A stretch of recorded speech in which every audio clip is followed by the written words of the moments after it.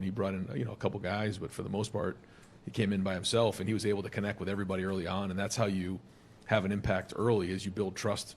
And there's only one way to do that. That's spend time with your guys, and he's done that. And so I think, we've seen preparation. You've seen some confidence on the field. You've seen guys when, again, there hasn't been a whole lot of adversity this year, but when it has hit, there's been guys who get to the sideline, solve the problem, and get it fixed quickly, get back on the field without panic.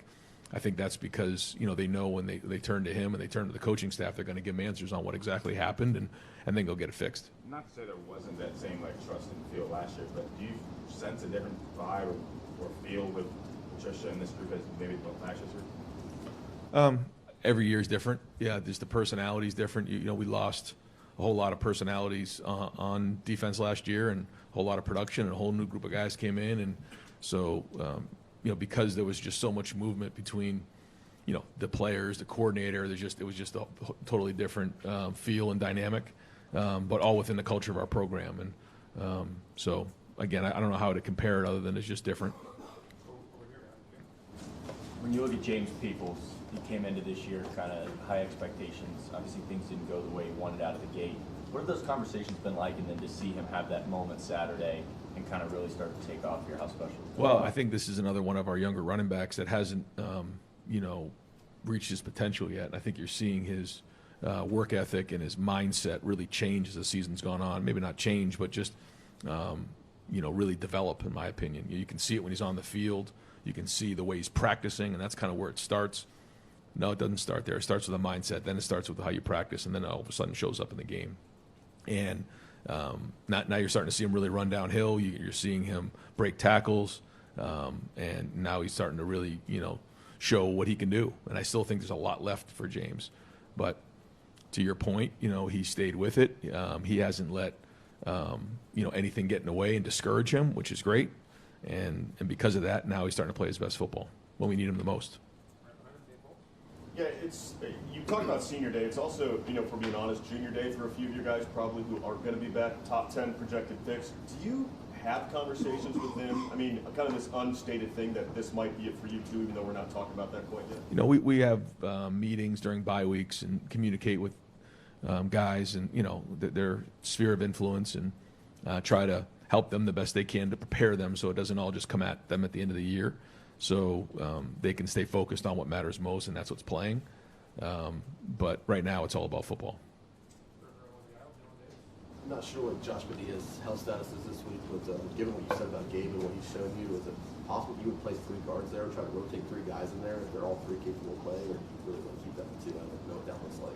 Right. We probably want to keep it to 2, but I guess if the snap count got really high, we could do that, but we probably want to keep it to 2 guys. What is it about Rutgers' ability to block punts? We've seen it. They had multiple punts in games.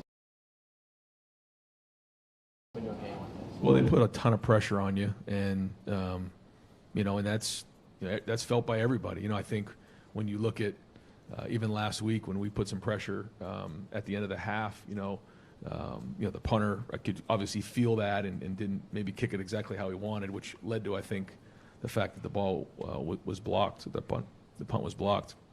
So I think it's a mindset that they're going to apply pressure, and that's their philosophy. Everyone has their own philosophy, and they do a great job of it, man. Those guys give great effort, and so we got to be on our game. Ryan, regarding recruiting, in his last few years, Urban Meyer would lament the fact that just wasn't enough senior film. They didn't get to evaluate enough senior film. Now with NIL, the coaching carousel, we've seen you guys pick up 7 seniors this month. How has all of everything going on impacted your ability to evaluate seniors now? Well, that was our philosophy coming into the season, was that for a lot of reasons we wanted to be able to identify the guys who really played well their senior year, and then use that as an evaluation tool, maybe even more than we had in the past. And one of the biggest reasons is because these are truly investments now, and in terms of resources, and we have to make sure that we're right in what we're doing. These decisions are more and more important. So, the more information you have,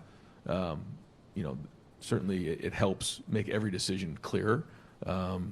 and that's what we're looking to do. So as many times as we can evaluate a recruit, and figure out if this is somebody who's going to work here, because it's not about winning signing day. It's about them coming here and having success. If they have success, we have success. If they fail, we fail. And so this is a relationship that has to be on both ends. And we also want to make sure that there's guys that fit our culture and want to be here. So all those things come into play when you're looking to sustain a certain level over a period of time. Do you think you've been helped by the fluidity of the sport right now? I mean, I think it's just the way that it is in terms of, like you said, the NIL, obviously there's been coaching changes, and, we're trying to adapt every year and do what's best for that year. It's like, you have to look at it, from a wider lens, but then every once in a while you got to look and see, okay, here are the changes that are going on. Now there's one transfer portal. All those things are taken into consideration. You look at, how, some of the guys are playing. Are there guys who are going to go to the NFL and leave early now? Maybe we didn't know if they were going to before the season. So we try to adapt the best we can and then predict the best we can and forecast what it's going to look like. And that's what roster management's all about right now. So I know stability is, more important than ever right now, and we have to make sure we're doing our part to bring in the right people. You talked earlier about this team being really focused on right now, and you've talked about routine kind of throughout the year, about not being bored with the same thing and hearing the same thing, doing the same thing. Has this team handled that better than maybe some you've seen in the past, and how much does it help, whether it's this week about not overlooking an opponent, or week one when there was a massive opponent, not thinking too much of that opponent? Like, how much has routine helped this team, and have they handled that better than some of the past? I don't know how to compare them to previous teams, but they're very businesslike. Good look in their eye when they come in the building. Good look in their eye on the sideline before the game, when they're in the game. I think they know how serious this is and our obligation to do our job. And I think it's all about the process and doing a great job from Sunday all the way to Saturday. And if we can focus on that part of it and not the result, not the opponent, then we'll have a chance to continue to build. Because if you keep getting better at your process and then you keep using the game as feedback, when you get to the end of the season, you're going to do the same thing that week. That's it. We're not going to change. And so we're trying to master that the best we can here and stay focused and stay locked in. And that's it. Like, all the other stuff doesn't matter. It's about, like, how do I focus on doing my job and doing my part as on the team, and keeping all the distractions out of the way, because we know they're out there, and we can't be naive to that. So, but it's one thing to say, it's another thing for guys to listen and buy in, and right now they are, but it's week to week, as you know. Ryan, we were talking to Kenyatta a few weeks ago about, he said that he had meetings with you and Matt about being able to not just cage the pocket as much, and we've seen him kind of take off in his production. Obviously, everybody knows about the player meeting from last year in December. How much better have you and your staff gotten over the last 12 months on player feedback? And do you feel like that's something that has really helped this program forward as you've matured with the team? Well, I mean, I feel like communication, just like any type of relationship, any type of organization, everybody will tell you communication's very important. But sometimes coaches are the most uncoachable people. Somebody that I know back home told me that, and they're right. So, we have to be able to listen. And we don't always have to agree, but we have to create an environment where someone feels like they can speak freely and give you their feedback. And if there's high levels of trust, then there can be those types of conversations. And so knowing what's going on in the minds of our players is critical. And then having ownership, knowing that they're being heard, I think does make a difference. They understand the hierarchy. They know how it works. But it's also good to be heard and challenged. And, as a coach, it's okay to concede a point, and I think you can't let your ego get in the way. You got to do what's best for the organization. Yeah, Ryan, without delving into specifics, just sort of for the record, can you walk us through injury protocol, like how that plays out either in a game or during the week? In terms of a game? Or during the week, like, does the athlete have the final say? I know that you work with the trainer in a game and then during the week. In terms of, like, as we get closer to the game, if someone's available or not. Yeah, so the medical staff each day gives a report on how someone's doing, whether they're in practice, full go, limited or out. and then kind of gives an update on how things are going. And then as we get closer to the game, it's available, unavailable, or questionable, game time decision. And so we just go off of that, and certainly the communication between the players and the medical staff is important in terms of making those decisions. If a player didn't want to, if he just felt he couldn't play, he has the final say. Oh, of course. Of course. Yeah. Everyone's feedback is taken into consideration, and that's where, again, when you talk about trust within an organization, all those things come into play, and it's a group effort. But certainly we always take into consideration, the student athletes and how they're feeling and all those things. Yeah. Injury aside, we're in a new era. You've talked about it, more games. Do you ever foresee the day where load management really becomes a thing where a guy, you just don't play a guy in a game? Or I know you rep them, fewer reps, but how do you see this playing out? I think a part of it is like the season, and then a part of it would be how you practice during the week, and then where somebody is within their season. And so we get a lot of good information from sports science compared to previous years, and try to do the best we can. But we also have to win every game, and so that's the balance. But I feel like here, when you look at last year, when you look at how we've handled things, I think we're in a pretty good place. But we're always chasing it and trying to do what's best. Obviously, you guys don't have quite as big of a senior class in terms of guys who have been here for 4 years this year. But how important have guys like Sonny, like Hayden, Kenyatta, Carson, guys who have been there the full 4 years been in terms of leadership for this team? Yeah, I think it's interesting because when you look at last year's team and how many guys came back, you kind of recognize that once they walked out, we were going to have sort of a gap in there. That's just kind of how it works. When someone decides to come back for their 4th and 5th year, sometimes there's no room for some players, and so they decide maybe to move on or whatever it might be. So we knew there was going to kind of be a year where we didn't have as many older seniors. But I think the leadership of even the juniors and even some sophomores has been excellent because they've been kind of thrust into those roles, as you've seen. And so, it isn't just about, your ranking that gives you leadership. It's about your impact and influence on others. And I think, you're seeing some really great leadership. When guys speak, the guys around them listen. And I think there's just a matter of fact about this group. There's not a lot of drama. They know what they need to do. They show up and they make guys around them better. And that approach so far has worked. We've got to keep it going. Ryan, similar to what Rob was asking, but when you have a guy who maybe could play, but you think, okay, maybe this isn't the best for the long-term goals like we've talked about, they're when maybe you guys are saying this isn't probably the best idea and the player wants to be out there, just take us through that. Yeah, every situation's different, but at the end of the day, it's our job to make sure that we're, one, giving great information, and then two, looking out for what's best for our guys. And that's really, the best I can say it. But there's always a lot of variables and a lot that goes into every situation. And so we try to do the best we can, again, to communicate and do what's best for our guys. Ryan, you're talking about what the medical staff does during the week with, guys are limited or whatever. At this point in the year, I'm sure there's a bunch of guys who have physical issues. It's a violent sport. How much do guys need practice during the week in order to play on Saturday? Can you be pretty limited during the week, especially if you're a veteran, and be okay on Saturday to play? Yep. Yeah, I think it depends on what, soreness guys have or what injuries maybe they are, and what position.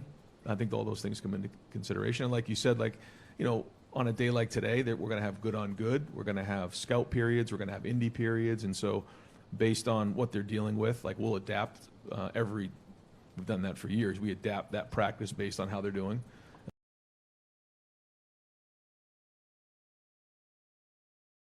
Based on what they're dealing with, let's just say it's a shoulder, they're not going to be involved in special teams drills or snagging guys to the ground or, whatever the drills might be. So, the medical staff does a great job of making sure they present that to us at our 9 o'clock meetings every morning so that we can plan ahead for practice. Since the Texas game, you've won every game by at least 18 points. This is a great problem. there a part of you that wishes that you had faced that kind of adversity?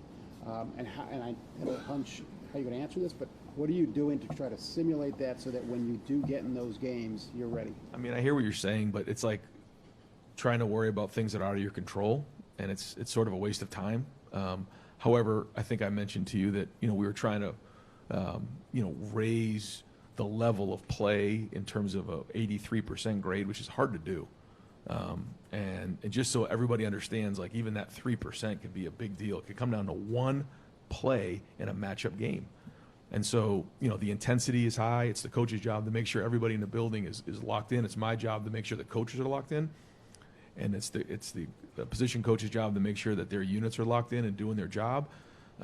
And we're on our game. And then, practice has got to be good too. I mean, we can't just expect it, not be physical in practice and not go, good on good, because, we're going to need that to keep our edge. And so all those things are taken into consideration, but we don't take anything for granted. We don't take we don't make any assumptions. And like every week, every Saturday, an opportunity to get to Indianapolis is on the line. That's the way it is here right now. I mean, we want to get to Indy, and we haven't got to Indy here.